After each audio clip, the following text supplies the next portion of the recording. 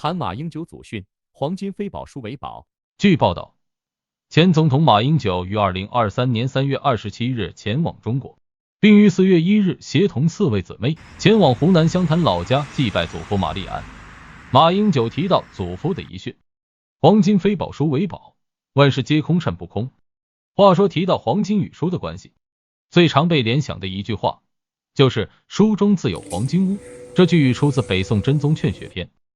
富家不用买良田，书中自有千钟粟；安居不必架高堂，书中自有黄金屋；娶妻莫恨无良媒，书中有女颜如玉。意思是劝人读书，以为只要书读得好，功名利禄自然到来。假设西元1776年《国富论》的作者亚当·史密斯回到现在，他如何用经济学来说明黄金与书的关系，并解析马英九的祖训黄金非宝书为宝这句话。人物介绍：亚当·史密斯等于西元1776年发表《国富论》一书，这是人类第一次从政策、历史、思想行为及社会现象系统化分析归纳出经济原理，开启经济学的滥觞。从此亚当·史密斯 Adam Smith 被誉为经济学之父。亚当·史密斯对于黄金的看法。亚当·史密斯认为，贵金属以黄金为例，最高售价似乎除了它们本身数量的多寡之外，不受其他任何因素的影响。而且黄金只要把它的稀少性提高到一定的程度，那么一丁点儿黄金也许会变成比钻石更珍贵，变成可以比钻石换得更多其他物品。贵金属的需求，一部分起源于它们的效用，一部分起源于它们的美丽。效用、美丽和稀少，这三种性质是金属价格之所以高的根本原因。所以在任何国家，不必要的金银花费只会降低人民有得吃。二、何为宝及黄金非宝？国富论中译本的导论提到，亚当·史密斯严谨区分货币金银与国家财富的差别，强调金银不是国家财富，劳动、土地和资本才是。因此一国累积货币没有意义。所以就国家而言，劳动、土地和资本才是国家真正的财富及宝藏。既然宝指的是劳动、土地及资本，能够让这三项目标增加产能及效益。最核心关键的是人，只有人才能够提高劳动生产力，增加土地效用及扩大资本数量及效率。而且金银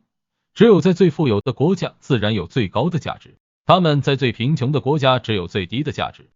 完全未开发的国家是所有的国家当中最贫穷的，所以在那里金银几乎毫无价值，所以才说黄金非宝。三、亚当·史密斯对书为宝的看法。就个人的宝来说，亚当·史密斯认为是技巧、熟练度与判断力，具体来说就是习得有用的才能。亚当·史密斯认为，全体社会居民要学习有用才能，虽然在接受教育、研习或当学徒期间，必须投注不少的生活费用，不管是谁支付，都是一笔不小的开销。这些才能对于学习者而言是个人财富的一部分，也是他所属社会的一部分财富。虽然要花费一定的成本，但这成本也都可以连本带利的收回。而所谓书的意思，不仅只是从书籍习的才能而已，还包括研习、实作及师徒经验传承等不同的方式。优渥富裕的劳动报酬来自人透过各种学习管道取得的有用才能，一方面促进人口繁衍，一方面激励一般人民勤奋工作。劳动工资是勤奋工作的诱因，勤奋得到的奖励愈多，人性便会愈勤奋。优渥的劳动报酬既是一国财富持续增加的结果，也是一国人口持续增加的原因。人是组成国家和城乡最基本的成分，而拥有充裕的生活必需品与便利品，不仅是个人生存的条件，也是国家与城乡存续的关键所在。四、结论：黄金非宝书为宝。亚当·史密斯在《国富论》第4卷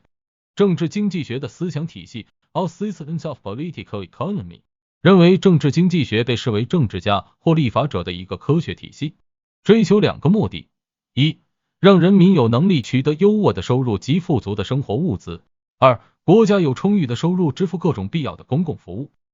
简而言之，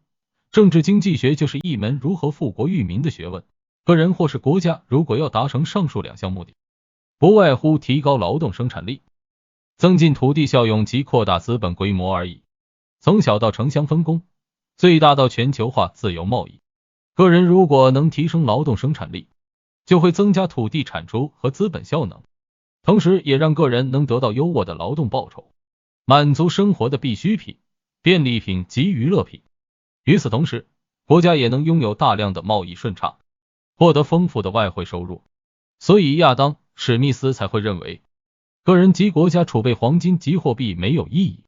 就个人及国家而言，习的各项有用才能，增进劳动、土地和资本的效益，才是真正的财富及宝藏。全片结束，谢谢观赏。